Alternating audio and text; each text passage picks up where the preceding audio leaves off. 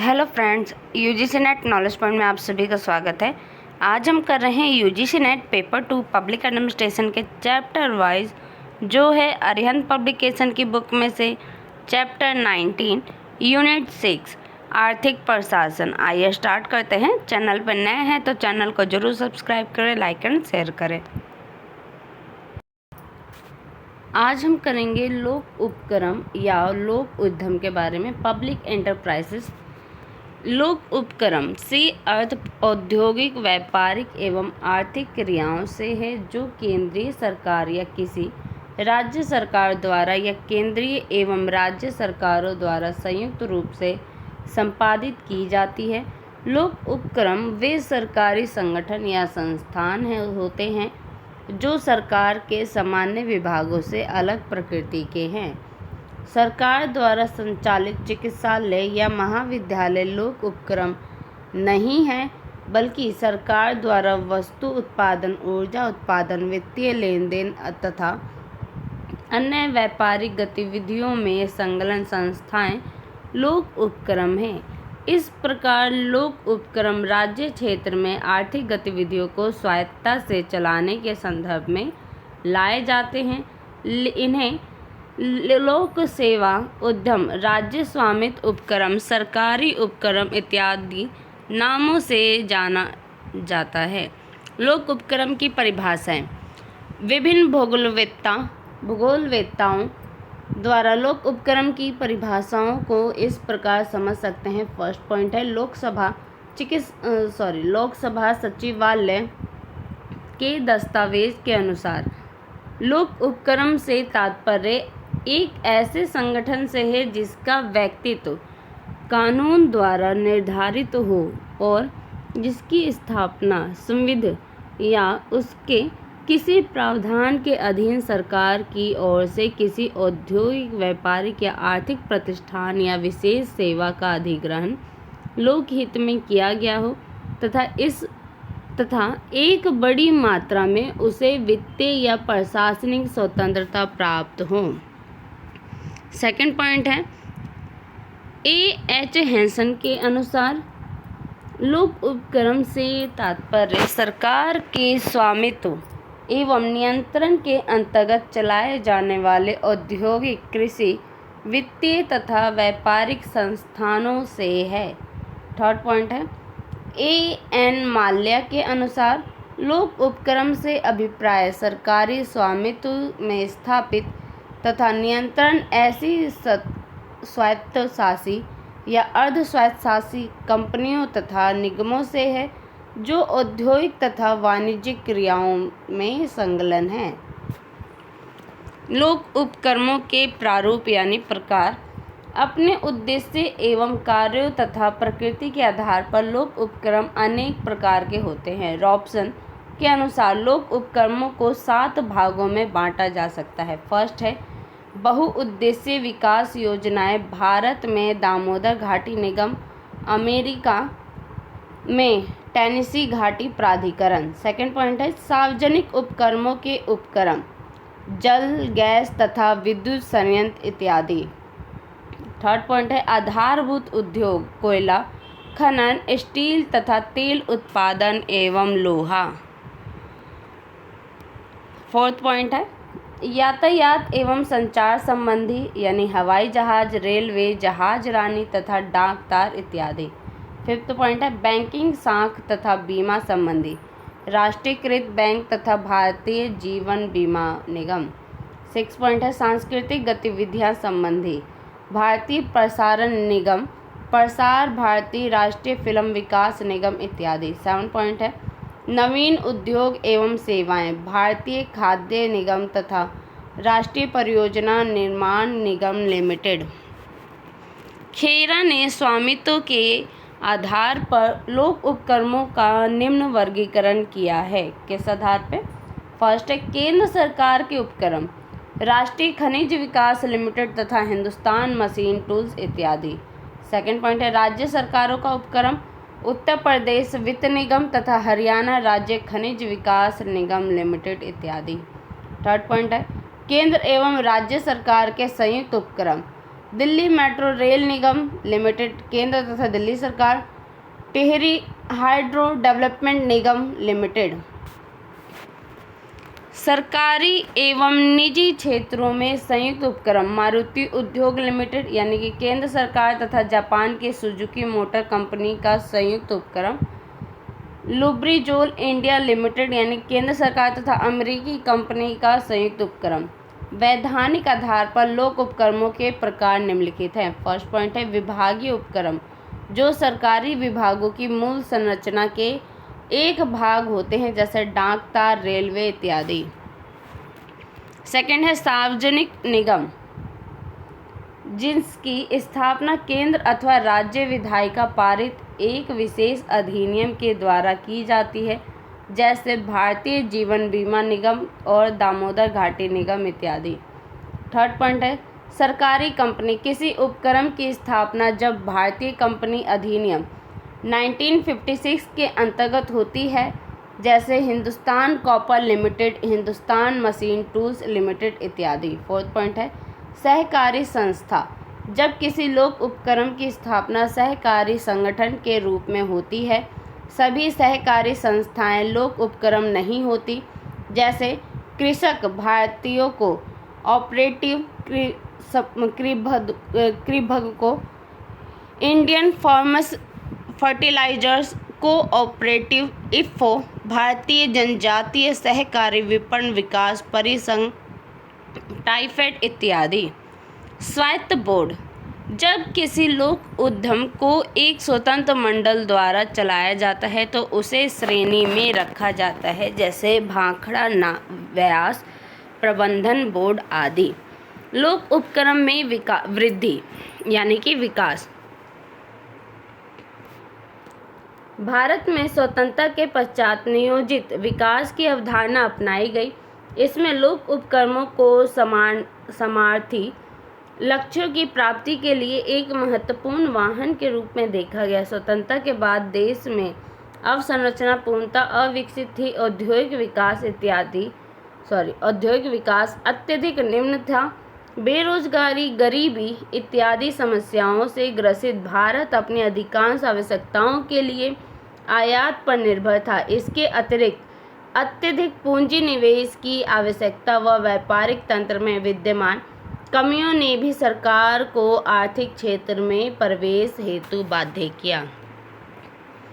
अतः सरकार का आर्थिक क्रियाओं में संलग्न होना आवश्यक था। सरकार ने देश में आधारभूत संरचनाओं का निर्माण, औद्योगिक विकास, आत्मनिर्भरता लाने, निर्यात को बढ़ावा देने हेतु लोक उद्यमों की स्थापना की। स्वतंत्रता के समय भारत में केवल एक ही राष्ट्रीय स्तर का लोक निगम वर्ष 1935 में स्थापित भारतीय रिजर्व बैंक था।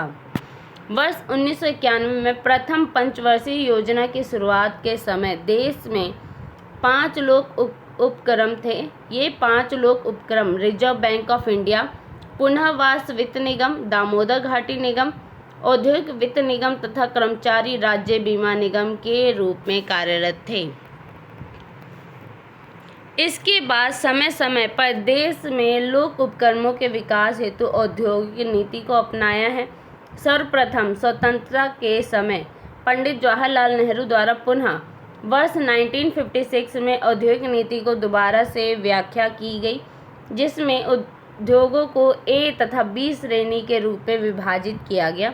फिर वर्ष 1971 में तीसरी बार तथा वर्ष 1991 में उदारीकरण के बाद औद्योगिक नीति को घोषणा की गई। लोक उपक्रमों की विशेषताएं। लोक उपक्रमों की निम्न विशेषताएं। फर्स्ट है ये उद्योग सरकारी पूंजी से संचालित, सरकारी विधान द्वारा निर्देशित, नियंत्रित व संचालित होते हैं। सेकंड है इनका कार्य क्षेत्र व्यापारिक, वाणिज्यिक, कृषि, औद्योगिक या आर्थिक प्रकृति से समृद्ध होता है। थर्ड पॉइंट है ये अपने दैनिक प्रशासनिक कार्य में सरकारी हस्तक्षेप से मुक्त होते हैं। फोर्थ है ये व्यापारिक प्रकृति के ऐसे उद्यम होते हैं जो लाभ के स्थान पर सेवा के प्राथमिक उद्देश्य से कार्य करते हैं। फोर्थ पॉइंट है इनका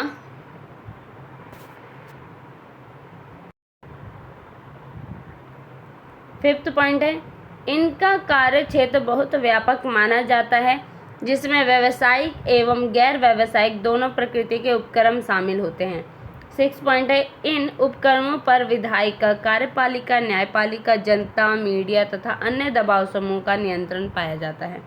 7 पॉइंट है, पहले इसकी स्थापना निजी उपक्रमों के विकल्प के रूप में की जाती थी, अब ये निजी उपक्रम के पूरक माने जाते हैं। 8 पॉइंट है, सरकार की आर्थिक नीतियों की क्रियान्वयन के क्रम में ये उपक्रम अति महत्वपूर्ण माने जाते हैं।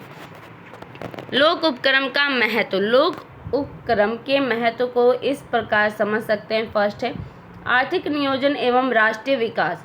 स्वतंत्रता के पश्चात अपनाई गई नियोजित विकास की रणनीति की सफलता हेतु लोक उपक्रमों को महत्वपूर्ण माना गया। इन उपक्रमों के माध्यम से महत्वपूर्ण क्षेत्रों में निवेश, अर्थसंरचना का विकास, उत्पादन में वृद्धि व रोजगार के अवसरों को बढ़ाकर राष्ट्रीय विकास को बल दिया जा सकता है।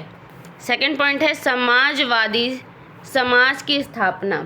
संविधान में समाजवाद व कल्याणकारी राज्य की स्थापना को मुख्य ध्येय माना गया है। लोक उपक्रम इन उद्देश्यों की प्राप्ति में अति महत्वपूर्ण है, क्योंकि वहाँ एक और इनका मुख्य लाभार्जन न होकर सेवा भाव होता है, वहीं दूसरी ओर ये समानता पर आधारित विकास को बल देते हैं।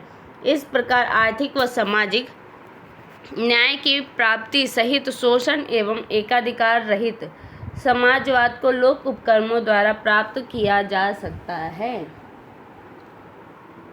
राज्य के वित्तीय संसाधनों में वृद्धि। यद्यपि लोक उद्यमों की स्थापना लाभ कमाने के प्राथमिक उद्देश्य को लेकर नहीं की जाती, बल्कि राज्य इनके माध्यम से अपने दायित्व की पूर्ति करती है। कुशल प्रबंधन से लाभ कमाया जा सकता है। महत्वपूर्ण क्षेत्रों में राज्य का नियंत्रण आवश्यक। कुछ महत्वपूर्ण क्षेत्र जैसे रक्षा व सामरिक महत्व के क्षेत्रों, वित्तीय व मौद्रिक उत्पादन, आणविक संयंत्र, बहुमूल्य धातु, गंभीर तकनीकी प्रकृति के उद्योगों पर सरकार का नियंत्रण आवश्यक है। नेक्स्ट पॉइंट है, राज्य के वित्तीय साधनों में वृद्धि। लोक उपक्रमों से उत्पन्न लाभ सरकार के गैर कर प्राप्तियों का एक महत्वपूर्ण स्रोत है। नेक्स्ट पॉइंट है, आधारभूत संरचना का विकास। अर्थव्यवस्था की इन सेवाओं जैसे ऊर्जा, संचार, परिवहन, सिंचाई इत्यादि में भरपूर पूंजी निवेश, साहस, कौशल तथा उच्च स्तरीय आधुनिक तकनीकों की आवश्यकता होती है। इस प्रकार के क्षेत्रों में प्राथमिक रूप से सरकार का हस्तक्षेप अनिवार्य होता है, क्योंकि निजी उद्यमी इन उद्योगों में पर्याप्त रूप से सहभागिता नहीं निभाते। कुछ अन्य महत्व निम्नलिखित हैं, जैसे फर्स्ट है कीमत नियंत्रण तथा स्वास्थ्य प्रतिस्पर्धा। सेकंड है तकनीकी विकास एवं विदेशी सहायता। थर्ड है एकाधिकार एवं विकेंद्रीकरण पर रोक। फोर्थ है संतुलित विकास हेतु अपरिहार्य। लोक उपक्रम का औचित्य। हमारे यहाँ सार्वजनिक उपक्रमों का औचित्य एवं उनके पक्ष में निम्न तर्क दिए जा सकते हैं। फर्स्ट है एकाधिकार की प्रवृत्ति पर नियंत्रण। सेकंड है आधारभूत सेवाएं प्रदान करना। थर्ड है सामाजिक उत्पादन का सामान्य वितरण, सामाजिक उत्पादन का समान वितरण। फोर्थ है सामाजिक आवश्यकताओं के आधार पर उत्पादन कार्य करना। फिफ्थ है देश का संतुलित आर्थिक व औद्योगिक विकास करना। सिक्स है वृहत स्तरीय उद्योगों से लाभ की प्राप्ति। सेवंथ है मांग एवं पूर्ति में संतुलन। एट है उपभोक्ताओं के हितों का विचार। नाइन्थ है राजस्व में वृद्धि। टेंथ है प्राकृतिक साधनों का विकास। 11th है प्रतिरक्षा उद्योग। 12th है पिछड़े तथा अर्ध विकसित क्षेत्रों का विकास करना। 13th है निर्यात व्यापार में वृद्धि। 14th है आर्थिक जोखिम वाले उद्योगों का संचालन। 15th है श्रमिकों को शोषण से मुक्ति दिलाना। 16th है उद्योगों की कार्य क्षमता में वृद्धि। 17th है योजना निर्माण एवं क्रियान्वयन। 18th है प्रबंधन का वैज्ञानिकीकरण। 19th है। मूल्य नियंत्रण में सहयोग 20th है। आर्थिक क्षेत्र में नेतृत्व प्रदान करना और 21 है। समाजवादी कल्याणकारी राज्य की स्थापना करना आदि। विकासशील देशों में लोक उपक्रमों की भूमिका। विकासशील देशों में लोक उपक्रमों की भूमिका इस प्रकार समझ सकते हैं। फर्स्ट पॉइंट है, विकासशील देशों में लोक उपक्रमों की भूमिका अति महत्वपूर्ण होती है। इन देशों में विभिन्न प्रकार की सामाजिक आर्थिक समस्याएं विद्यमान होती हैं। गरीबी, कुपोषण, अशिक्षा, बेरोजगारी जैसी समस्याएं अधिक विकट होती है। तीव्र जनसंख्या वृद्धि तथा संसाधनों की कमी अथवा विद्यमान संसाधनों के उपयुक्त दोहन का अभाव ऐसी कई प्रकार की समस्याएं होती हैं।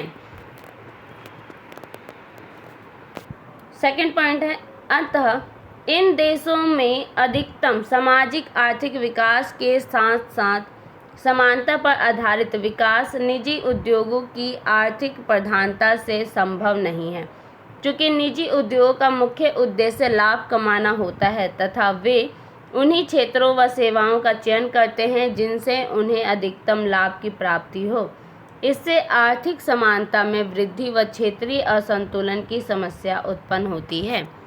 थर्ड पॉइंट है, लोक उपक्रमों का मुख्य उद्देश्य सेवा भावना होता है। इन उद्योगों की स्थापना के द्वारा सरकार ने क्षेत्रीय असमानता दूर करने की रणनीति अपनाते हुए द्वितीय पंचवर्षीय योजना में उन क्षेत्रों में इनकी स्थापना की जो अत्यधिक पिछड़े थे, जैसे राउरकेला, दुर्ग, कोरबा। इससे न केवल इन क्षेत्रों का आर्थिक विकास हुआ बल्कि यहाँ के स्थानीय लोगों को रोजगार के अवसर प्राप्त हुए। इसके अतिरिक्त विकासशील देशों में आधारभूत संरचना की स्थिति शोचनीय है। फोर्थ पॉइंट है, इस क्षेत्र में निजी क्षेत्रों का प्रवेश अत्यधिक जोखिम भरा रहता है। अतः आधारभूत संरचनाओं के विकास में इन उपक्रमों की महत्वपूर्ण भूमिका है। लोक उपक्रम द्वारा प्रदत्त सेवाएं अपेक्षाकृत सस्ती होती है व जनसाधारण की आवश्यकताओं के अनुकूल होती है। विकासशील देशों में आधारभूत संरचना विकास करने, क्षेत्रीय संतुलन व समानता पर आधारित आर्थिक व सामाजिक विकास को बल देने में लोक उपक्रमों की भूमिका सराहनीय है। वस्तुतः इन उपक्रमों ने ही स्वतंत्रता के बाद से ही वह आधार तैयार किया जिस पर अन्य देशों के उपक्रम की स्थापना को बढ़ावा मिला है। अपने सामाजिक दायित्वों को प्राथमिक उद्देश्य के रूप में मानने के कारण वर्ष 1980 के दशक तक अधिकांश उपक्रम घाटे में आ गए थे तथा भारी वेतन बिलों से ग्रस्त हो गए। इसके अतिरिक्त विकासशील देशों में व्याप्त औपनिवेशिककालीन कार्य संस्कृति के प्रभाव जैसे लाल फीताशाही, कठोरता, गोपनीयता इत्यादि के कारण भी इन उपक्रमों का कार्यकुशल प्रभावित हुआ। फिफ्थ पॉइंट है, तथा देश को आत्मनिर्भर बनाने, आयातों पर निर्भरता कम करने में इन उपक्रमों में महत्वपूर्ण भूमिका अदा की। नई आर्थिक नीति के बाद इन उपक्रमों को कार्यप्रणाली में सुधार संबंधी कई कदम उठाए गए। 6 पॉइंट है, इसमें उदारीकरण, गोपनीयता में कमी, लोचशीलता, औपचारिकता में कमी लाने के प्रयास करके इन्हें अधिक स्वायत्तता प्रदान की गई तो इस उपक्रमों का कार्य निष्पादन भी काफ़ी बेहतर हुआ तथा परिवर्तन में ये बहुराष्ट्रीय व अंतर्राष्ट्रीय स्तर पर प्रतिस्पर्धी होकर उभरे। भारत में लोक उपक्रमों का विकास, development of public enterprises in India. राज्य द्वारा भारत में उद्योग का प्रथम संचालन और स्वामित्व का उल्लेख 1888 ईस्वी के भारतीय वित्त आयोग की रिपोर्ट में मिलता है। वर्ष 1905 में सरकार ने एक वाणिज्यिक उद्योग विभाग की स्थापना की। औद्योगिक वित्त निगम की स्थापना वर्ष 1916 में की गई। इस निगम की सिफारिश थी कि सरकार औद्योगिक विकास में सक्रिय हिस्सा ले तथा कुछ प्रमुख उद्योगों की स्थापना करें। वर्ष 1935 के अधिनियम के द्वारा उद्योगों का विकास राज्य का विकास हो गया और केंद्र के पास मात्र तकनीकी शिक्षा और निर्देश देने का अधिकार रह गया। कांग्रेस के सत्ता में आने के बाद वर्ष 1937 में सुभाष चंद्र बोस की अध्यक्षता में राज्यों के उद्योग मंत्रालयों का सम्मेलन हुआ, जिसमें औद्योगिक विकास पर बल दिया गया और इस उद्देश्य की पूर्ति के लिए बहुराष्ट्रीय योजना बनाने की सिफारिश की गई। वर्ष 1945 में सरकार ने औद्योगिक नीति पर वक्तव्य जारी कर इसकी पुष्टि कर दी कि आयुध कारखाने, रेल सेवाएं और लोक उपयोगिता वाली सेवाएं राज्य के स्वामित्व में थी वैसे ही बनी रहेगी। वर्ष 1946 में गठित सलाहकार योजना परिषद का सुझाव था कि राज्य को बड़े उद्योगों का प्रबंधन एवं स्वामित्व अपने हाथ में ले लेना चाहिए। संगठनात्मक आधार पर लोक उपक्रमों का वर्गीकरण। संगठनात्मक आधार पर लोक उपक्रमों के प्रमुख रूप से 3 प्रकार होते हैं। फर्स्ट है विभागीय संगठन, सेकंड है सार्वजनिक तथा अथवा लोक सरकारी निगम और थर्ड है लोक निगम। विभागीय संगठन उपक्रम। विभागीय संगठन से तात्पर्य सरकार के उन संगठनों से है जो व्यापारिक अथवा व्यावसायिक उद्यम के रूप में किसी मंत्रालय या विभाग के ही एक भाग के रूप में कार्य करते रहते हैं। लेख के अनुसार विभागीय संगठन मुख्य रूप से पद सोपानात्मक संगठन व्यवस्था है, जिसमें सबसे उच्च स्तर पर मंत्री होता है। विभाग की प्रबंध व्यवस्था मुख्य रूप से उच्च प्रशासनिक अधिकारियों के हाथों में रहती है तथा वित्तीय नियंत्रण राजकोष के अधीन रहता है। पूर्व में परंपरागत शासकीय कार्यों एवं लोक संस्थाओं के कार्यों में कोई अंतर नहीं किया जाता था, जैसे पुराने शासकीय उपक्रम, डाक तार एवं टेलीफोन सेवाएं अथवा रेलवे का संगठन, वित्त व्यवस्था का प्रबंधन एवं नियंत्रण अन्य शासकीय विभागों की तरह किया जाता है। जब किसी संस्था का उद्देश्य राजस्व एकत्रित करना होता है तब सामान्यतः विभागीय संगठन को अपनाया जाता है। विभागीय संगठन की विशेषताएं। विभागीय संगठन के लोक उपक्रम की विशेषता निम्नलिखित है। फर्स्ट है उद्यम को सामान्यतः शासन के किसी केंद्रीय विभाग के प्रमुख उप विभाग के रूप में संगठित किया जाता है। वह विभागाध्यक्ष के सीधे नियंत्रण में होता है। सेकंड पॉइंट है संस्थान के स्थायी कर्मचारी लोक सेवा के सदस्य होते हैं। उनकी भर्ती एवं सेवा लोक सेवा कर्मचारियों के समान होती है। थर्ड पॉइंट है देश की विभिन्न पद्धतियों के अनुसार ये संस्थान राज्य को प्राप्त सर्वोच्च उन्मुक्ति का उपयोग करते हैं एवं सरकार की सहमति के बगैर उन पर मुकदमा दायर नहीं किया जा सकता। फोर्थ पॉइंट है इस तरह के संस्थानों का वित्त का प्रबंधन राजकोष में से सालाना अनुमानों के आधार पर किया जाता है एवं इससे प्राप्त धनराशि राज्य को राजकोष में जमा किया जाता है।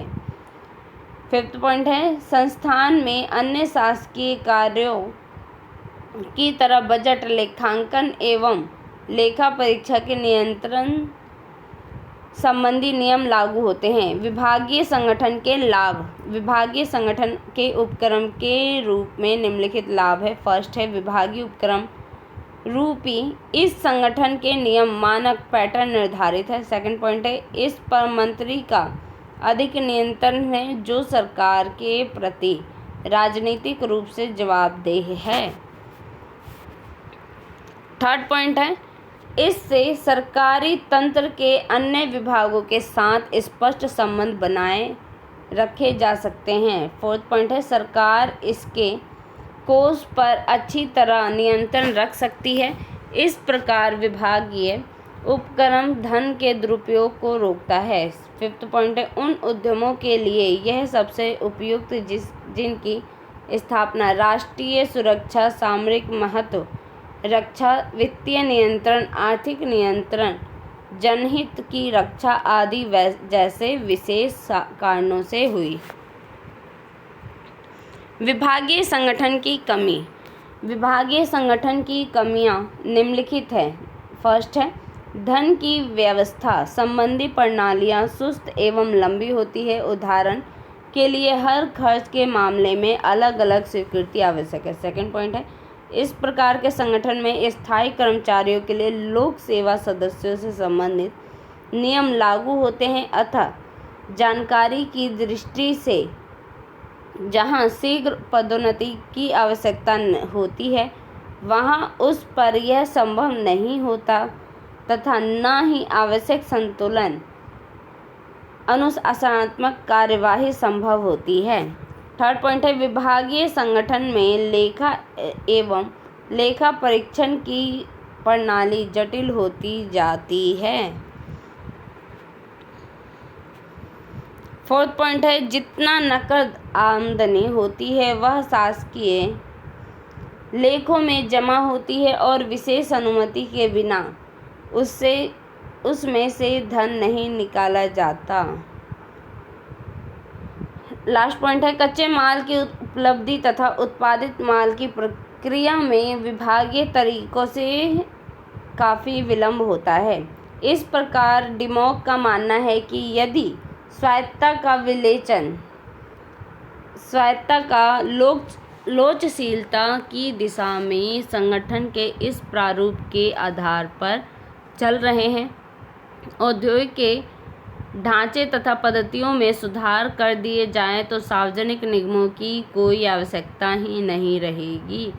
इसीलिए यह सुझाव दिया जाता है कि विभागीय संगठनों के नियम, प्रक्रिया, नियंत्रण पद्धतियों तथा कठोरता से सुधार किया जाए। यह संगठन की व्यावसायिक प्रतिस्पर्धा पर रोक सके। इस पर